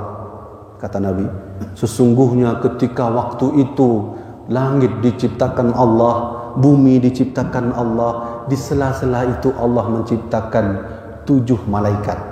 Di antara malaikat itu ada namanya malaikat hafadzah. Muaz bertanya, apa fungsinya hafadzah itu ya Rasulullah? Nabi lanjutkan cerita. Wahai Muaz, kau tahu ketika hafadzah menulis amalan manusia, dia tulis, dia ingin naik kepada Allah, ingin laporkan amalan itu. Tiba-tiba di langit pertama duduk malaikat semua, dia tahan amalan itu. Ditahan. Dia tanya, ini amalan siapa? Ini amalan fulan bin fulan. Amalan ini penuh dengan cahaya matahari. Katanya apa? Kau ambil amalan ini, hai hafadzah, kau lempar ke muka orang yang punya amal. Udah dibawa amal kita, misalnya puasa. Kita kan puasa Senin Kamis, Ibu kan? Dicatat oleh hafadzah, dibawa untuk menunjukkan kepada Allah. Tapi nggak sampai di langit pertama dijaga oleh malaikat. Dia tanya, ini amalan siapa? Ini amalan orang lampahan misalnya gitu. Kata malaikat penjaga langit pertama, kau ambil amalan ini, kau lempar ke muka orang punya amal. Dia tanya, kenapa? Karena kami diperintahkan Allah tak mau menerima amalan orang yang sombong. Ternyata amalan kita rusak sebab ada sifat sombong. Udah capek-capek keluarin duit kasih ke anak yatim, sombong. Itu enggak ada nilai lagi, habis. Naik ke langit ini panjang ceritanya, singkat saja. Langit kedua, ketiga, keempat, kelima ditolak. Waktu naik ke langit ke-1 diterima, tapi langit kedua ditolak. Semuanya disurvei oleh malaikat. Para malaikat tanya, dia kalau sholat sombong enggak? Enggak. Iri dengki enggak? Enggak. Habis itu apa lagi? Dia itu menyayangi saudaranya enggak? Tidak. Semua amalan kita disurvei oleh para malaikat. Dari apa survei? Sifat sombong, sifat iri, sifat ghibah, ngomongin orang. Udah sholat isya tadi berjamaah, dia duduk warung kopi, dia ngomongin orang. Dia bilang sama temannya, saya di rumah sebelah itu ada pengantin baru nikah, laki-lakinya jelek, hitam lagi. Udah ngomongin orang. Ya Bu, gitu Bu. Biasa kalau lagi arisan, ya gitu Bu. Lagi arisan ada aja keluarga orang jadi bahan. Keluarga orang jadi bahan pembicaraan. Itu ghibah. Maka sifat-sifat penyakit hati ini disurvei oleh malaikat. Oleh karena itu penting kita ngaji tasawuf. Untuk apa? Untuk mengambil sifat-sifat yang jelek tadi. Sombong, iri, dengki. Ini sini semua nih, di hati ini. Iri, dengki di sini. Enggak mau lihat orang senang. Dia senang ketika lihat orang enggak senang. Dan dia enggak senang ketika orang senang. Itu tetangga kalau udah beli TV, dia harus beli TV juga. Dibilang sama suaminya, bang beli TV bang, tetangga udah ada TV. Ya, di tangga itu udah beli motor gede itu, dia minta juga, bang tetangga udah beli motor gede, abang kapan beli ini? Nah, tetangga udah beli mobil, itu udah mulai sakit kepala dah. Dia minta sama suaminya, bang dia tetangga udah beli mobil, abang kapan beli dia? Kenapa sifat itu ada? Dengki. Orang yang sholat, orang yang puasa, kalau ada sombong di sini, dengki di sini, hasud di sini, sum'ah di sini, tidak menyayangi manusia di sini, maka semua amalan itu tidak ada artinya, ditolak Allah. Nah, ini penting ngaji tasawuf. Kalau begitu, ilmu tasawuf adalah ilmu yang mengajari tentang hati yang rusak, hati yang tidak rusak. Saya tutup dengan hadis Nabi tentang ilmu tasawuf. Rasulullah SAW itu sejak dulu sudah memberi kita pelajaran yang sangat penting. Kata Nabi Muhammad bahwa yang menyebabkan umatku ini rusak yushikul umamu an tada'a alaikum kama tada'al akalatu ila qas'atiha. Umatku ini mudah rusak, mudah ditindas oleh musuh-musuh Allah. Enggak mau, udah malas. Umatku di akhir zaman, kata Nabi, sudah sangat malas, enggak mau bangkit lagi. Sahabat bertanya, wa min qillatin nahnu yauma idzin ya Rasulullah. Kenapa kami melemah ya Rasulullah? Apa kami jumlahnya sedikit? Kata Nabi, bal antum katsir walakinnakum ghutha'un ka ghutha'is sail. Umatku di akhir zaman itu menjadi agama mayoritas di dunia. Begitulah bahasa lainnya. Tapi kekuatan kalian sama seperti buih yang ada di laut. Nah, baru di ujung hadis Nabi sebut, kalian tahu kenapa umat Islam di akhir zaman melemah? Malas? Enggak ya Rasulullah. Waliyakzafannallah bikumul wahan. Karena Allah sudah titipkan penyakit namanya wahan. Wahan itu apa? Hubbud dunia, terlalu mencintai dunia. Yang kedua, wa karahiyatul maut, karena sudah tak mau lagi mati membela agama Allah. Ini berhubungan dengan tasawuf. Semakin banyak orang ngaji tasawuf, insya Allah semakin jernih hatinya. Ibu-ibu sekalian, demikianlah kajian singkat ini saya sampaikan terkait tentang ulama dunia, ulama akhirat, dan ilmu yang wajib dituntut. Sedikit lagi, karena ini penting juga, ibu-ibu, ayah-ayah sekalian. Nanti kan ada orang tanya, Tengku, ngaji fikih itu sampai mana sih, kan panjang kali. Tolong ajari kami Tengku, yang ngaji fikih itu sudah memada, kami sudah ngaji, sudah selesai. Sampai mana kami harus ngaji fikih? Ya, gitu pertanyaannya. Kalau tauhid sampai mana kami sudah cukup ngaji tauhid? Nah, gitu. Nah, saya jelaskan. Ilmu tauhid sudah cukup kita ngaji, tak perlu panjang-panjang lagi kalau sudah bisa mengetahui wujud, qidam, baqa, mukhalafatul hawadis. Kamu udah tahu arti wujud, sudah, mukhalafatu sudah cukup, enggak usah panjang. Fikih sudah cukup kita ngaji fikih kalau sudah faham syarat dan rukun ibadah. Salat ada syarat rukun, puasa ada syarat rukun, haji ada syarat rukun, umrah ada syarat rukun. Nah, kalau sudah faham sudah cukup. Kalau tasawuf seterusnya sampai kita mati, terus membersihkan hati. Nah, enaknya begini saja biar simple. Ngaji fikih kalau sudah tamat matan takrib dah cukup. Ya, yang rendah ya.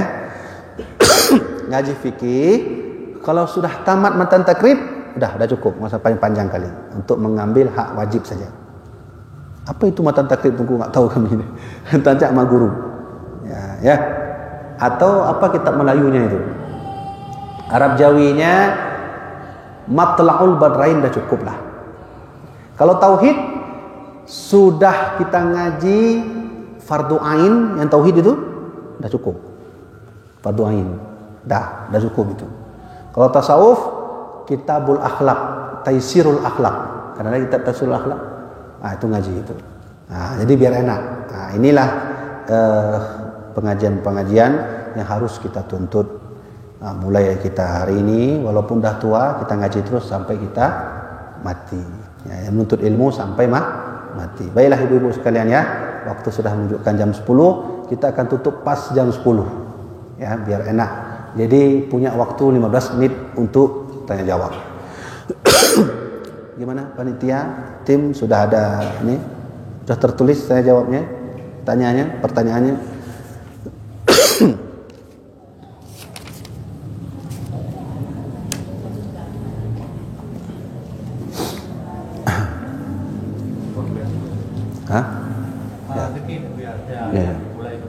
Get. Jadi barusan Awia bilang itu memadai kita menuntut ilmu tauhid. Ya. Kalau cuma udah bisa wujud kita bakal kalau wadis. Ya. Ada artinya. Ya. Nah, saya rasa kalau itu sekarang tingkat kelas 2 min madrasah ibtidaiyah udah bisa itu apa? Ya. Apa memang udah cukup atau ada penjelasan lebih panjang dari itu? Itu kan tidak pertanyaannya. Apakah sudah cukup kita ngaji wujud kidam baka beserta artinya? Di dalam kitab Kifayatul Awam itu dijelaskan, dan juga dalam kitab Aqidatun Najin dijelaskan, bukan hanya itu, tambah sedikit lagi dia, yaitu mengetahui dalil ijmali.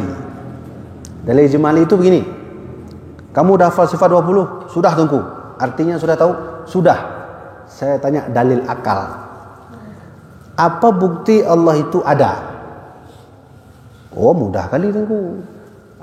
Bukti Allah ada ya, ada bumi. Mana mungkin bumi terbuat sendiri kalau nggak ada yang buat? Gitu. Udah, itu namanya dalil ijmali.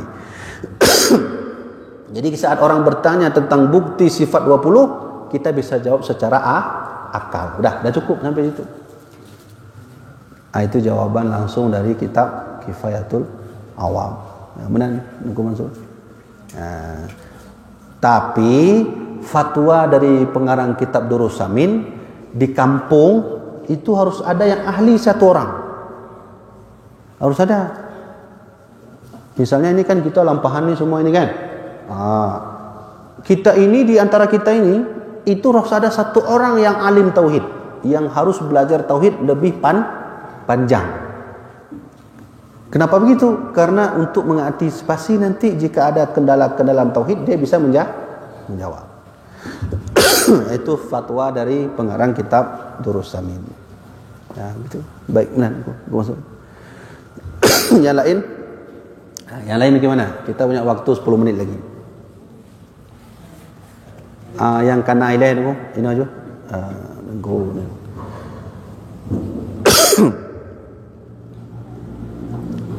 Jadi ibu-ibu ya, ini kitabnya sudah ada, saya kasih ke Tengku Bus ya.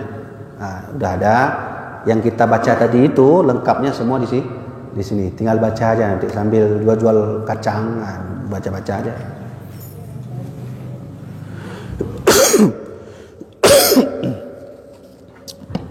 Baik ya, 10 menit ke depan saya jawab secara singkat. Bismillahirrahmanirrahim.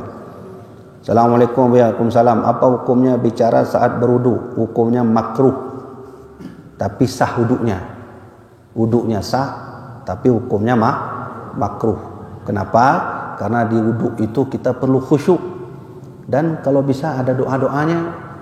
Nih waktu cuci muka, ya. Allahumma bayyid wajhi binurika yawma tabyadu wujuh awliyaika wa la tusawwid wajhi. Itu doa itu. Kata Nabi, kalau umatku sempurna mengambil air wudu, maka setiap tetesan air sembahyang yang jatuh itu adalah dosa. Ya? Nih, ini waktu cuci tangan. Itu pun wudu ada ilmunya. Saya lihat ada perempuan, nggak sengaja saya lihat, dia tutup bibirnya itu waktu wudu, begini ya. Itu nggak sah itu, karena bibir bagian dari muka, wajib kena. Ada juga laki-laki ya, begini aja, nggak sah. Nah, jadi jangan ngobrol waktu berwudu, minta doa kepada Allah. Waktu cuci tangan berdoa, ya Allah, Kau jadikanlah tanganku ya Allah jangan bermaksiat kepada apapun jenis maksiat. Gitu.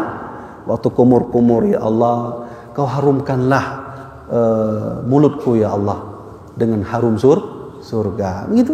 Waktu cuci muka niat nawaitul wudu ali rafil hadathi. Setelah itu baru doa. Dia ada doanya itu. Allahumma bayyid wajhi binurika ya Allah, putihkanlah wajahku ya Allah dengan cahayamu ketika Engkau memberikan cahaya kepada aulia-auliamu. Wala tusawwid wajhi bi dhulumatika ya Allah, jangan Kau hitamkan mukaku ya Allah ketika nanti Kau hitamkan muka-muka orang yang berbuat zalim. Berdoa itu. Atau ini juga ada doanya. Ini. Allahumma a'tini kitabi biyaminihi wa hisabni hisaban yasira. Ya Allah, berikanlah nanti ketika aku menghadap dirimu, kau berikanlah kitab amalku di sebelah kananku. Dan hisabkanlah aku ya Allah jika terjadi hisab dengan hisab yang kecil. Gitu. Okay?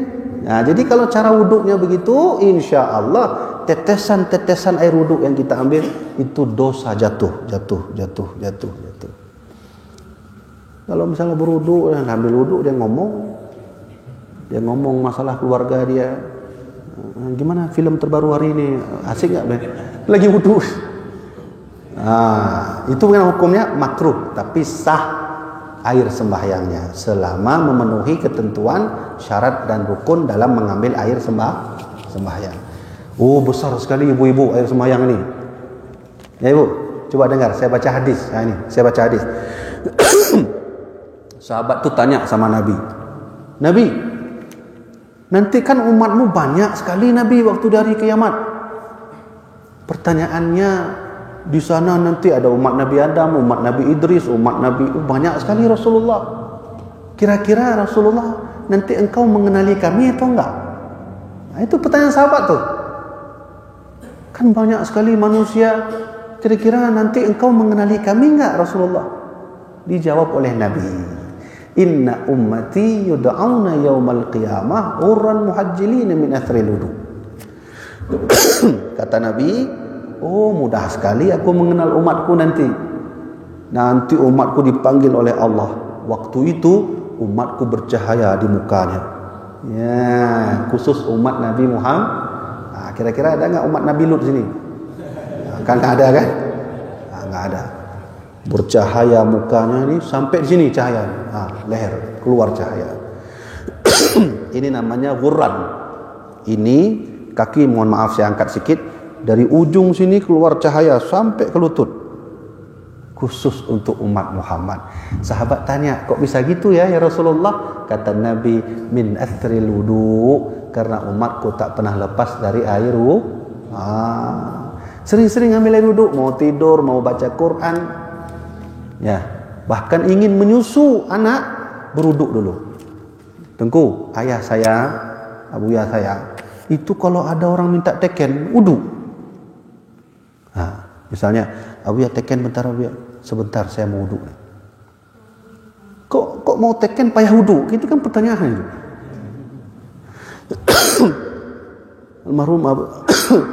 Almarhum ayah saya itu tak pernah putus dari berwudu. Ya, jadi berwuduklah. Kalau berwuduk, kalau ingin keluar cahaya, kalau mau, kalau enggak apa juga kan? Enggak ada paksa dalam agama. Kalau ingin keluar cahaya nanti sampai kiamat, berwuduknya itu ghurran. Ghurran itu ini ambil air sembahyang sampai ke leher. Ini harus kena leher ini. Ini nanti ghurran keluar cahaya sini. Kalau ingin dapat amalan Nabi tadi. Kemudian muhajjilin itu cuci kaki kan batas wajibnya mata kaki. Kalau bisa sampai ke betis ya. Betis ini, cuci sampai betis. Itu. Ya dah. Alhamdulillah ada ilmu dari Rasulullah sikit. Yang penting jangan ngobrol-ngobrol lah. Habis wudu ngobrol lah itu boleh. Assalamualaikum abuya. Waalaikumsalam abuya. Mengapa MPDT itu dianggap sesat? Mohon penjelasan. Pencerahannya abuya. Enggak sesat MPDT itu. Enggak sesat. Saya buat analogi aja Bu ya, biar enak. Analoginya gini. Ada jalan yang mulus, jalannya itu sudah sudah dibersihkan oleh ulama. Ya. Udah bersih, tinggal jalan aja itu, udah enak, udah diaspal, udah halus. Ada satu jalan, dia memang jalan, tapi jalan tuh masih berumput, banyak durinya, banyak ranjaunya, tapi jalan dan dibolehkan jalan di situ.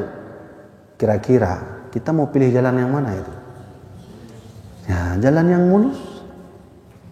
Memang jalan itu boleh lewat, boleh, nggak apa-apa, asalkan siap luka, siap jatuh, siap sakit. Maka Allah turunkan ilmu di dunia ini itu ada ilmu yang harus dimiliki oleh pribadi orang. nggak bisa diajarkan. Ada ilmu yang sudah diajarkan, sampaikan. Nah, begitulah MPTT. Udah paham kan? Nah, sudah paham kan? Ini paham nggak nih? Saya ikut Abuya saya aja lah. Saya bagaimana Abuya saya, Abuya Jamaluddin, Abuya Nasir, Abuya Ruslan. Nah, beliau-beliau itu bukan PTT. Saya mau sampaikan di MPTT ini ada ajaran yang kuat sikit. Kalau nggak pandai nangkapnya, bahaya. Dulu almarhum Abuya saya sudah sampaikan, jangan ajarkan ilmu itu. Kalau ambil nanti bahaya. Ilmu itu ada nggak? Ada. Ayo kita mau bahas sedikit. Boleh atau tidak? Ini yang buat masjid manusia. Kan gitu. Hakikatnya Allah. Yang buat saya Allah, yang buat ini Allah, yang buat ini Allah, yang buat papan tulis Allah. Semua apa yang ada di bumi ini Allah yang membuatnya. Begitu teorinya ya. Nah, kita sepakat. Innallaha ala kulli syai'in qadir. Allah menciptakan semuanya. Ulama-ulama itu kalau ingin mengenal Allah, dia lihat objek. Contoh, dia lihat pohon pisang, dia merenung dengan pohon pisang itu. Lalu dia memuji Allah, subhanallah. Canggih sekali pohon pisang. Padahal dulu segini saya tanam benihnya, lalu tumbuh sikit. Ya, mengenal Allah lewat alam. Maka Allah titipkan alam-alam ini, bintang berkelap-kelip, bulan yang menyinari, kemudian matahari yang begitu luas cahayanya. Semua itu Allah ciptakan alat untuk kita bisa mengenal Allah. Setuju ya? Setuju ya? Baik. Maka kita buat kalimat. Kalimatnya, kalau kita melihat alam, kita akan melihat Allah. Nah, begitu ya? Nah. Maka disingkatkan lagi, kalau lihat alam, sungguh ingat Allah. Disingkatkan lagi, lihat alam, ingat Allah. Disingkatkan lagi, alam itu adalah Allah. Disingkat-singkat, tujuannya sama, maknanya sama. Nah, sekarang saya mau tanya, misalnya seluruh makhluk Allah salah satunya apa? Babi dan anjing. Ini betul atau tidak? Tolong jawab nanti. Saya lihat ini paling dasar, tauhid paling dasar. Saya lihat seluruh alam dunia ini, saya ingat Allah. Naik sikit. Saya lihat alam ini, saya ingat Allah. Naik lagi ke atas. Saya lihat ciptaan Allah babi itu, saya ingat Allah. Naik lagi ke atas. Adapun babi itu Allah. Nah, salah atau tidak? Nah. Padahal kan tadi kita ada bawahnya tadi kan? Saya melihat ciptaan Allah seperti babi, sungguh sangat ajaib babi itu Allah yang buat. Saya ingat Allah. Naik lagi ke atas. Sampai ke atas udah hilang kalimat-kalimatnya. Tinggallah tulisan, adapun babi itu Allah. Salah atau tidak? Salah menurut orang awam. Tapi menurut orang yang faham enggak salah. Kenapa? Karena dia lihat babi itu hakikatnya ciptaan Allah, buatan Allah, itu makhluk Allah. Udahlah Tengku, nggak sanggup. Nah, kalau nggak sanggup ya udah nggak usah aja berarti, nggak usah kesini. Nah gitu maksud saya kan. Nah gitu maksud saya. Panjang itu penjelasannya. Kalau orang tanya gimana Tengku, udahlah saya ikut Abuya Habibie aja. Abuya Habibie ikut siapa? Abuyanya aja. Siapa lagi? Abuya Jamal. Siapa lagi? Abuya Nasir. Ikut aja mereka aja, udah cukup. Inilah yang disebut hakikatnya, ya. Kalau ingin belajar hakikat, hati-hati. Salah ambil gila. Assalamualaikum. Waalaikumsalam. Udah habis waktu, saya singkatkan aja ya. Apa boleh kita bayar zakat fitrah dengan uang bagi kita yang bermazhab Syafi'i, dan apa saja orang-orang yang harus menerima zakat fitrah? Udah saya jawab tadi. Dalam kitab Majmu' Al-Fatawa, boleh keluarkan zakat fitrah dengan duit, tapi panutannya bukan beras. Apa itu? Kurma, anggur, gandum, apalagi satu lagi itu. Boleh. Terus satu itu boleh. Yang kedua, jadi nggak boleh kalau kita mufakat di lampahan harus pakai beras. Faham kan? Saya mau masuk lampahan, saya mau bayar uang zakat fitrah dengan duit. Bang, mohon maaf bang, nggak boleh bang, karena kesepakatan kami di sini semua harus pakai beras. Kok nggak boleh? Ini kan ajaran Nabi juga. Iya, tapi kami mengamalkan ajaran Nabi yang lain. Kata Nabi, alaikum bil jamaah, kalian harus bersama-sama. Man syadza finnar, siapa yang sendiri masuk neraka. Kamu sendiri kan? Masuk neraka. Gitu caranya kan? Amalan lain banyak, ini ada, itu ada, tapi kata Nabi kau pilih satu aja yang sama-sama mufakat. Ini kasus seperti ini pernah terjadi di Aceh Timur. Orang tanya sama saya masalah boleh nggak zikir keras setelah sholat. Dibalas sama yang lain, Tunggu kami nggak setuju begitu. Belah orang ini kami setuju. Saya jawab dua-duanya betul. Nabi pernah baca zikir suara jahar keras setelah sholat. Nabi pernah juga tak baca zikir suara jahar setelah sholat. Dua-duanya betul. Ya terus dua-duanya betul, gimana kami mengamalkannya? Kata Nabi, idza ra'aitum ikhtilafan, idza ahadukum ikhtilafan, kalau kamu berbeda pendapat semuanya, fa'alaikum bisawadil a'dham, pilihlah mana yang mayori. Di lampahan sebelah sana kami harus zakat fitrah dengan duit, satu orang. Kami harus zakat fitrah dengan duit, dua. 2 lawan 20. Kata Nabi, kau pilih mana yang mayori. Gitu dia caranya. Itu hadis Nabi itu. Idza ahadukum ikhtilafan, kalau kamu berbeda pendapat, pilih mana yang mayori. Itu. Maka yang dua tadi gimana Tengku? Yang dua tadi wajib ikut yang mayoritas. Ya, kan simpel kan? Ya, gitu. Gitu caranya ya. Nah, jangan lagi keluar-keluar itu. Assalamualaikum, bagaimana hukum ikhtilaf di dalam iktikaf di dalam munasah? Sah atau tidak? Sah. Di mana tempat bersujud, di situ sah kita iktikaf. Tunggu di rumah boleh? Boleh juga di rumah. Tapi tak banyak mayoritas ulama yang berkata boleh di rumah. Ada yang boleh.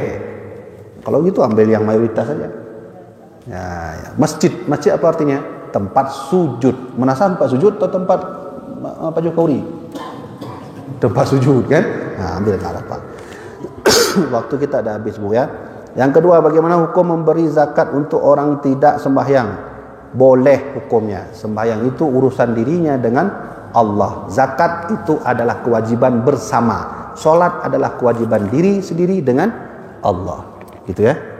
Tanggung jawab bersama. Kalau zakat, tanggung jawab pribadi. Solat. Tanggung Allah. Kasih itu wajib kasih. Bagaimana dikatakan dengan suami? Suami apa itu? Suami diutus. Apa itu?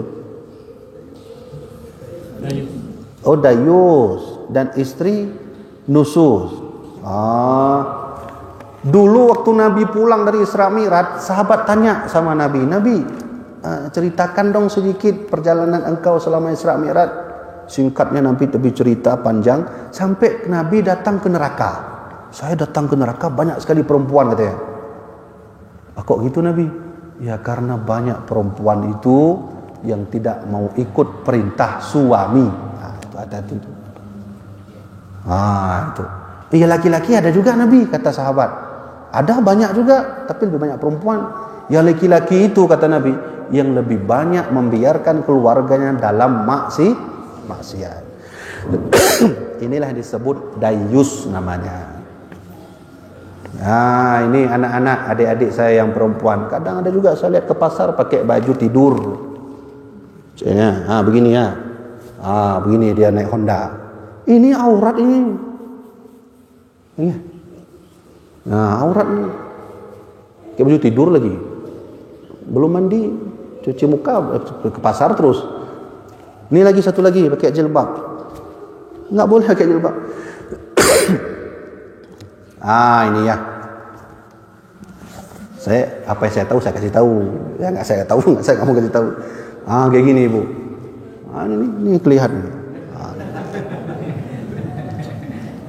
Ya. Saya baca tafsir Jalalain, tafsir Al-Quranul Azim karya Imam Ibnu Katsir. Dulu sebelum Nabi diutus jadi Rasul, banyak kali perempuan jahiliyah gitu pakai jilbabnya. Kayak gini.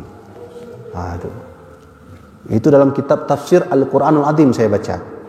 Ternyata orang jahiliyah dulu kalau tutup jilbab kayak gini. Maka perempuan sekarang gitu juga. Jahiliyah. Satu lagi, pakai jilbab, jangan begini. Itu jahiliyah juga. Ini. Jangan, nggak boleh nih. Kok kami terus tunggu perempuan? Laki-laki juga. Kenapa nggak suruh istrinya pakai jilbab yang betul? Kan gitu. Ini salah juga laki-lakinya. Inilah sebabnya KUA tanya sama orang mau nikah, kamu udah siap belum ilmu nikah? Alah, nggak apa-apa lah, duit untuk tengku sikit. Oh ya udahlah, tekan terus. Bu, nggak boleh kayak gini. Ajarkan anak yang laki-laki yang ada istri, anak perempuan, ajarkan pakai kerudung begini. Nabi itu kan diajarkan oleh Allah. Wahai Muhammad, kau ajari istri-istrimu, wal yadribna bi khumurihinna ala juyubihinna. Muhammad, kau ajari istrimu pakai jilbab sampai menutupi dadanya. Itu caranya. Banyaklah itu ya. Ya, itu tuh dayus. 4. Bagaimana cara mencuci pakaian menurut syariat? Ada 2 ini jawabannya. Pakai apa? Pakai mesin cuci. Dua-dua terus. Kalau pakai mesin cuci, maka mesin cucinya itu hidupkan 3 kali. Pertama, masukkan semua pakaian-pakaiannya, dihidupkan air mesin cucinya, biar apa? Bahasanya melawak pun ya. Biar diaduk itu. Biar diaduk-aduk, selesai kan keluar air. Dibilas sedikit. Masukkan yang kedua. Sebenarnya yang kedua dah cukup. Hidupkan mesin lagi. Baru itu dicampur lagi. Diolah-olah terus. Dilauk lah kalau bahasa Aceh tadi kan. Sekali lagi untuk membersihkan. Maka cuci pertama, cuci kedua itu membersihkan, membuangkan najis. Cuci yang ketiga baru membersihkan pakai pakai mesin cuci. Kalau pakai biasa mesin tangan, ini kan tangan, mesin juga ini. Bilas saja ya najis-najis seperti mana biasa, udah habis, nggak payah ya. Cuman setelah bilas jangan sekali bilas Bu, bilas 2 kali. Pertama membersihkan najis, yang kedua baru bersihkan baju. Tengku kok ribet kali. Kalau nggak mau ribet, pilih mana yang baju terlihat najis dulu, yang lain jangan, taruh aja. Karena kotor dengan najis beda. Gitu ya. Bagaimana dia maksud ahli Jumat? Ahli Jumat itu orang yang faham syarat batal, syarat Jumat, rukun Jumat, batal dalam Jumat, ilmu Jumat. Itu disebut ahli Jumat. Saya nggak tahu sini ada ini. Pribadi.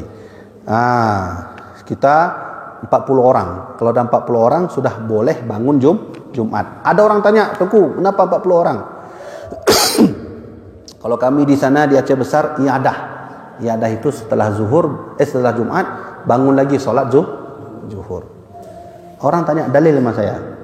Pertama, kenapa harus 40 baru ada Jumat? Dan kenapa harus iadah? Iadah itu setelah Jumat bangun lagi. Itu bersumber dari satu kasus yang Nabi lalui. Nabi baru sampai Madinah, baru Nabi berdiri. Nabi lihat ke belakang. Nabi hitung sahabat, hari Jumat. Hadis ini bisa dibaca dalam kitab Fiqhul Wali, boleh. Dalam kitab Fiqhul Islam wa Adilatu, boleh baca hadisnya, itu ada. Saya nggak hafal hadisnya, saya kasih referensinya. Jilid kedua, Fiqhul Islam wa Adilatu. Nabi hitung sahabat. Kata Nabi, ini kita jangan Jumat dulu, panggil sahabat lain. Panggil, sini, dipanggil sama Nabi, sholat Jumat. Sudah sholat Jumat, Nabi lihat. Oh dah, baik. Mari kita sholat Jumat. Hadis inilah yang menjadi ijtihad Imam Syafi'i. Imam Syafi'i dia tanya, kok Nabi nggak sholat Jumat terus? Padahal kan sahabat sudah ada. Nah, gitu kan? Sehingga Imam Syafi'i berpikir, berarti Nabi nggak mau sholat Jumat kalau tidak sampai 40. Nah, gitu. Yang itu 40. Sudah. Timbul masalah. Kalau 40 orang ada, tapi orangnya awam semua, yang kadang-kadang sholat nggak mau, sholat ada, itu gimana itu? Maka buatlah ijtihad Imam Syafi'i. Kalau begitu, setelah Jumat bangun sholat lagi, sholat duhur. Ini disebut dalam fikih ihtiyat. Menjaga-jaga, kadangkala Jumat tak diterima tapi sudah digantikan oleh zuhur. Kalau ingin baca riwayat ini, boleh buka kitab Fiqhul Islam wa Adillatuhu jilid 2 karya Syekh Wahbah Az-Zuhaili. Nah, gitu ya. Ya. Boleh enggak iadah berjamaah? Boleh. Sendiri-sendiri? Boleh juga. Ya. Bagaimana cara menyucikan ikan menurut cara? Kayak biasa aja lah. Ambil ikan, potong-potong aja kan. Nah, yang penting yang nggak boleh dimakan dibuang, yang bersifat darah dibuang. Udah cukup. Kalau ikan enak sikit, yang ayam yang bahaya nih. Ada orang makan ayam merah dalamnya. Ya, itu 2 merah karena nggak masak, merah karena darah. Maka Syekh Nuruddin Aramiri menjelaskan, makan hewan yang kalau dah masak terlihat merah-merah karena darah, itu hukumnya najis. Hati-hati itu. Masak ayam harus betul-betul kan. Nah, kalau ikan kan nggak terlalu parah ya. Ya, bisakah seorang ayah menjadi wali nikah bagi anaknya yang di luar nikah? Dan bila itu anak laki-laki, bolehkah dia menikahkan adiknya yang perempuan? Saya punya anak hasil daripada luar nikah, contoh.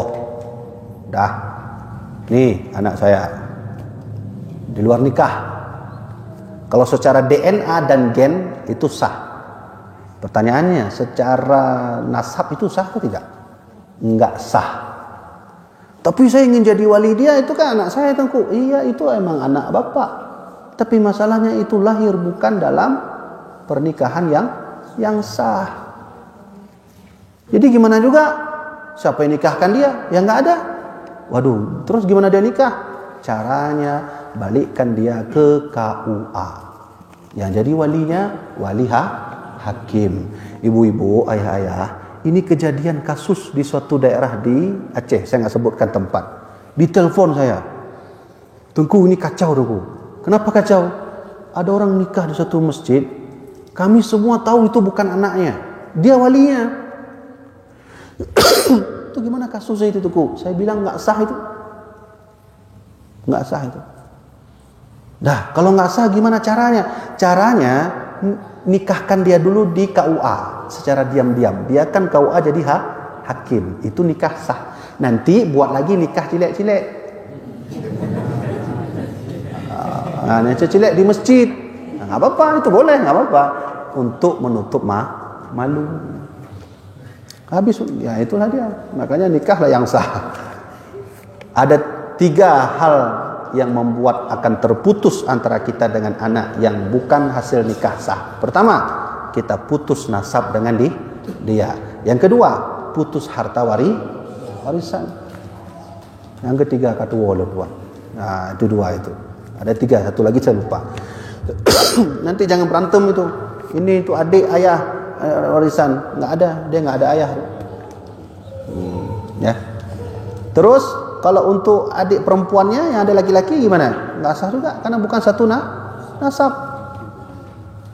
Yang satu lagi nggak bisa jadi wali ya, baru teringat saya. 3. Dia putus nasab, dia nggak bisa jadi wali, dia tak bisa menerima hak warisan. Ya, paham ya? Dah, lanjut biar cepat sikit. Ya. Apa boleh perempuan suara apa ini? Nyapu aku masuk.